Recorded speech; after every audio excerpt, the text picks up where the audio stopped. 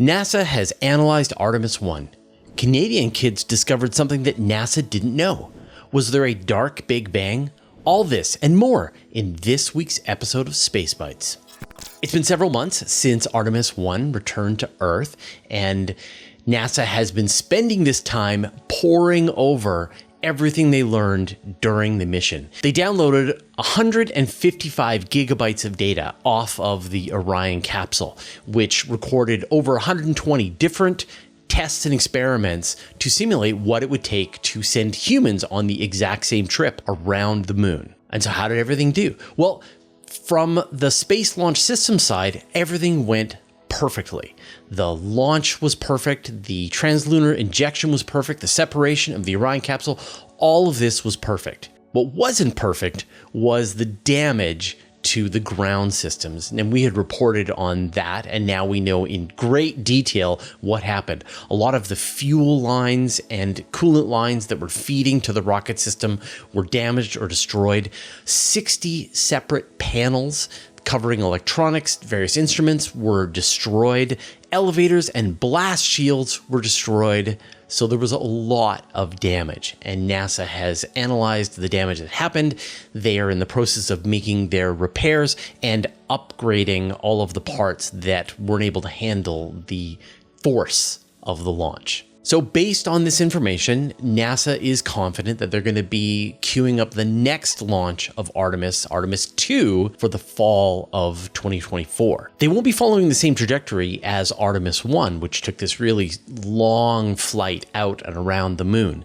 They're going to be following a free return trajectory. And this is similar to what happened with the Apollo 13 mission, where they had to abort the mission, but they were able to make a free return back to Earth. So if there's any problem with this flight, they'll be able to fly back to Earth and return, even if their engines fail during the flight.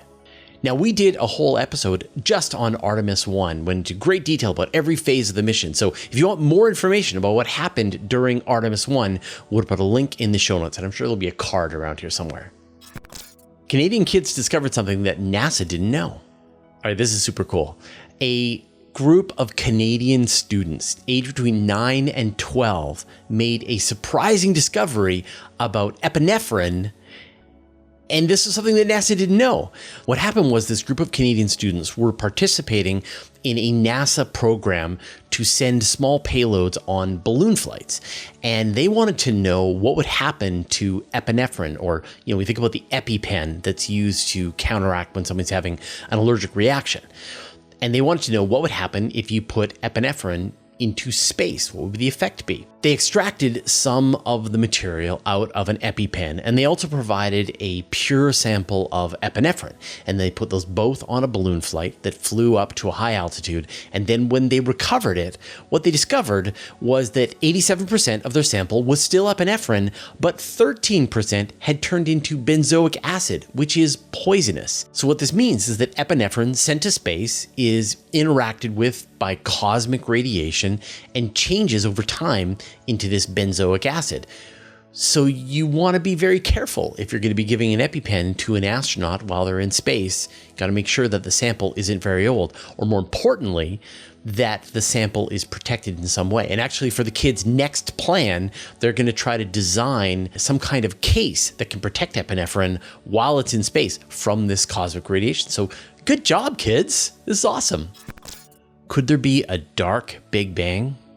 All right, I'll hold off rolling your eyes for a second. This will get really interesting, I promise you. Now, the Big Bang says that when we look around us in the universe, everything is getting less dense over time. From our perspective, we're seeing galaxies speeding away from us in all directions. And if you went to any other place, one of those galaxies, you would also see galaxies speeding away from you. The universe is getting less dense over time, which means that it was more dense in the past. And in fact, if you run the clock backward, the entire observable universe, which is now more than 90 billion light years across, was once the size of a grapefruit.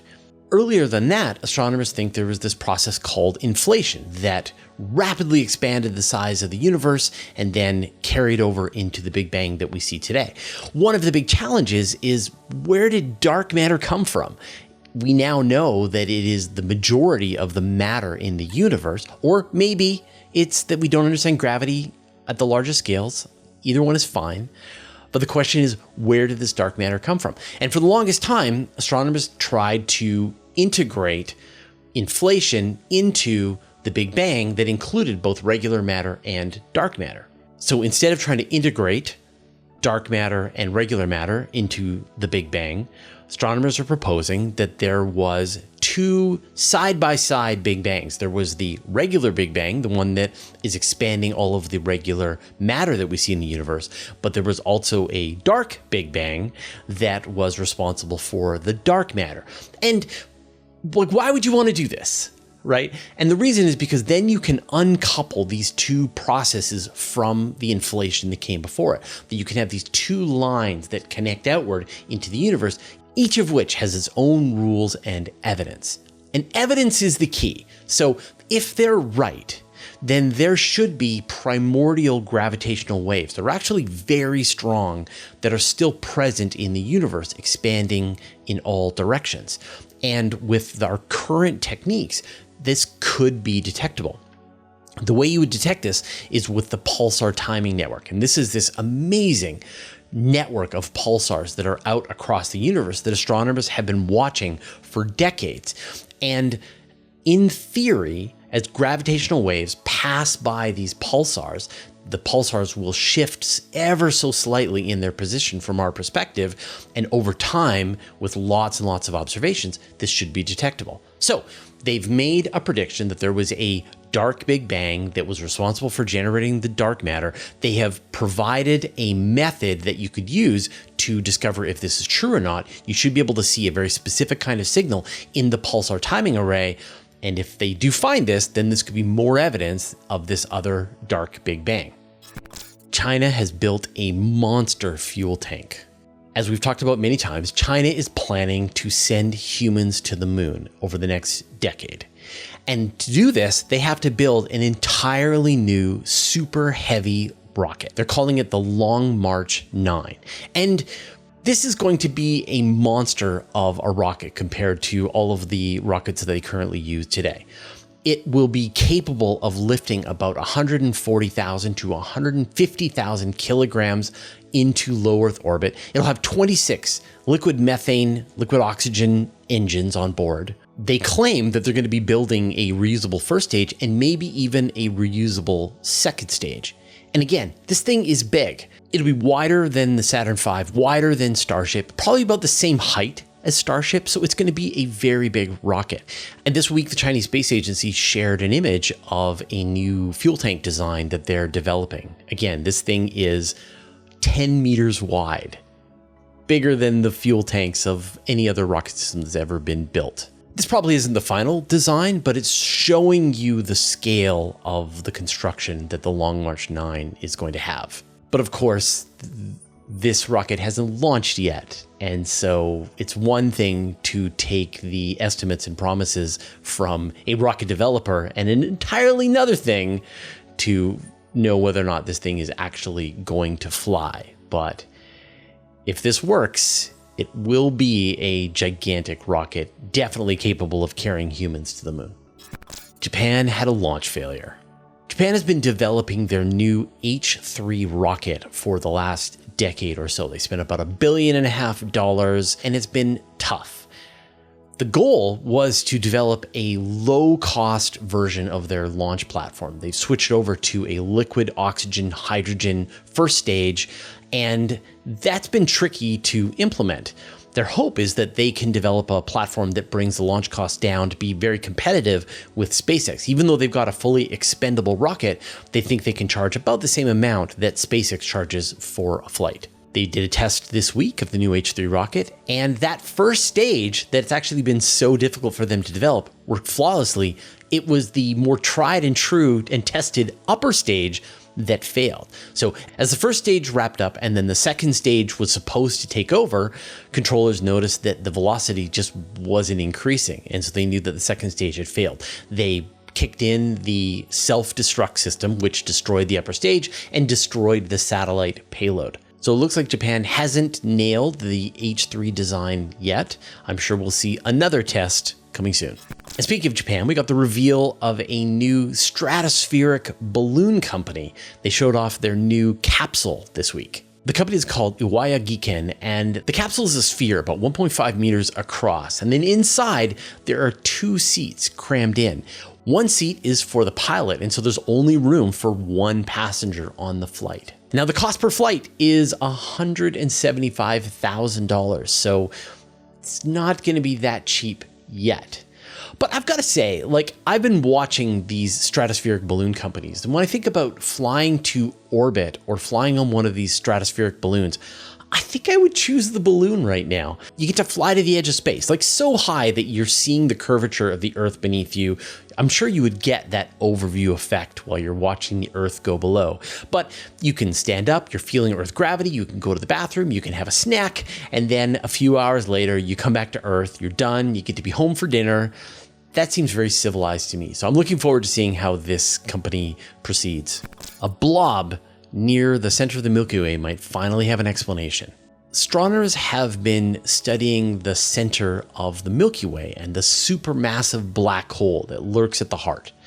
And they've noticed a lot of stars careening around this supermassive black hole, and they've also noticed a cloud of gas they've designated as X7. And the question is, where did it come from? What is it? And new evidence seems to indicate that this is the result of a collision by 2 stars. So we've got all of these stars buzzing around the center of the Milky Way, and they're interacting with each other in very unpredictable multi-body ways. And it's inevitable that 2 got so close to each other that they caused some kind of tidal tail to reach out between the 2 stars, and this turned into this stream of gas and dust. The problem is that it's so close to the supermassive black hole that it's going to get torn up again and absorbed by the black hole. So it's probably only going to last for a couple of decades, but it's pretty amazing that astronomers were able to see this cloud, figure out that it came from a nearby interaction from 2 other stars, and chart the destiny, the death of this gas cloud. Have you noticed there's no ads in the middle of this video here on YouTube? That's because of our amazing Patreon community. And actually the goal is to remove all the ads from everything, everywhere, all the time. We can't do that yet. We're still funded fairly heavily by advertising both on YouTube and on the Universe Today website.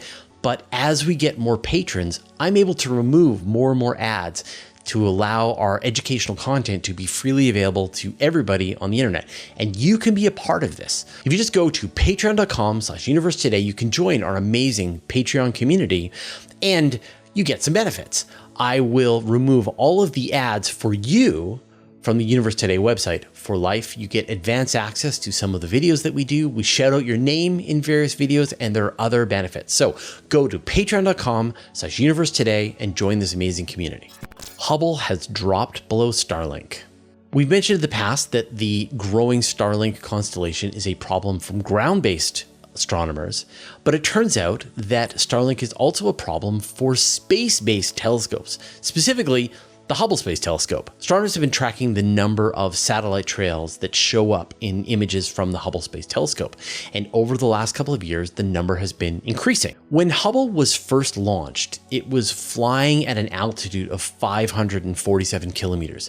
But over the years, it's fallen down to an altitude of 538 kilometers. That doesn't sound like much, but it's enough to bring it below the altitude of several Starlink shells. And so just a few years ago, there was about a 4% chance that there would be a satellite trail in an image from the Hubble Space Telescope. Now there's a 6% chance of a satellite trail. So it's not a huge increase, but you can see the direction this is going. And as Hubble continues to fall in altitude, it will get more and more of these satellite trails passing through its images. So the solution, of course, here is to boost the orbit of the Hubble Space Telescope. And actually, this is being proposed by a private company called Polaris using a SpaceX Crew Dragon capsule. So I love this, right? So on the one hand, SpaceX is causing this problem by having its satellites create star trails in front of Hubble. But on the other hand, they do offer the solution, which is that they can boost its altitude using a SpaceX Crew Dragon capsule. So hopefully that mission does happen and Hubble gets its orbit raised for lots of reasons, not just to get it out of the glare of all of these satellites, but also to help increase its operational time to many more years. People always ask me, if Hubble Space Telescope is so great, why don't they just launch another? Well, they're planning to, and it's called the Nancy Grace Roman Telescope. This was actually a leftover surveillance satellite that was provided to NASA from the US Reconnaissance Office. And they modified the mirror and the instruments to provide a very wide field of view. When it launches in 2027, the Nancy Grace Roman Telescope will have a field of view that shows off about 10 times the size of the full moon in the sky.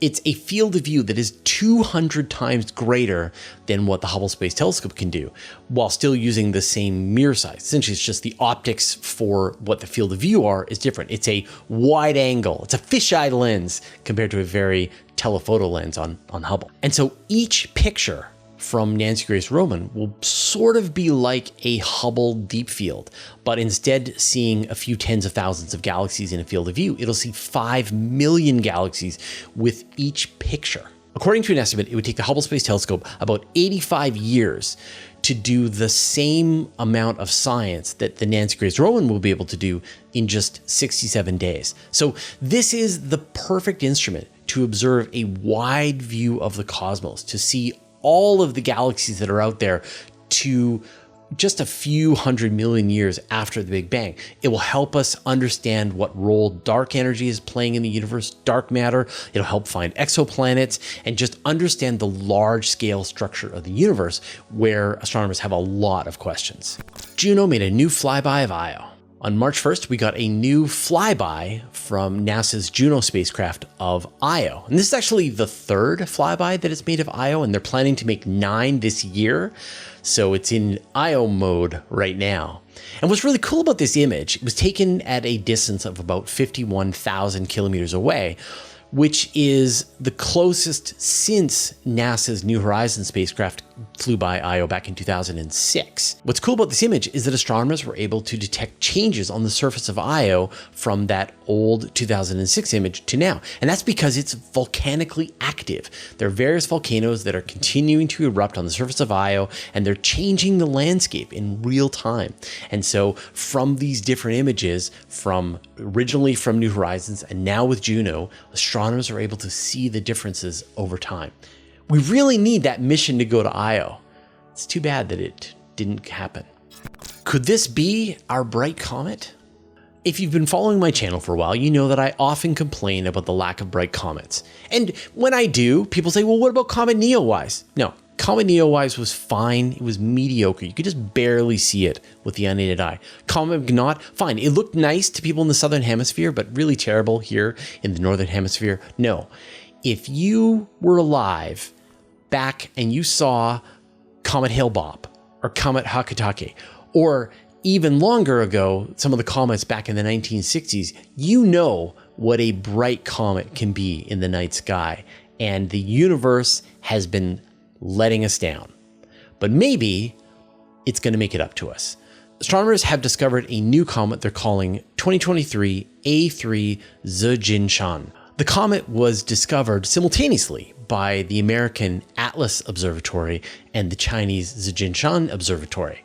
Based on its orbit, it'll make its closest approach to Earth in October 2024, and it looks like it should have a magnitude of 0, which is fairly bright for a comet, easily visible with the unaided eye. So this, I think, is our best candidate for a bright comet in the coming years. Deliver this comet to us, universe, and all will be forgiven. All right, those were all the news stories that we had today. Of course, we have links to everything we talk about in the show notes down below, so you can find out more information. You can get even more space news in my weekly email newsletter. I send it out every Friday to more than 60,000 people. I write every word. There are no ads and it's absolutely free. Subscribe at university.com/newsletter. You can also subscribe to the Universe Today podcast. There you can find an audio version of all of our news, interviews, and Q&As, as well as exclusive content. Subscribe at universetoday.com/podcast or search for Universe Today on Apple Podcasts, Spotify, or wherever you get your podcasts. A huge thanks to everyone who supports us on Patreon and helps us stay independent. Thanks to all the interplanetary researchers, the interstellar adventurers, and the galaxy wanderers. And a special thanks to David Giltonen, Modso, George, Jeremy Mattern, Jordan Young, Tim Whalen, Dave Verbeoff, Josh Schultz, and Andrew M. Gross, who support us at the Master of the Universe level. All your support means the universe to us. All right, that was all the news that we had today. We'll see you next week.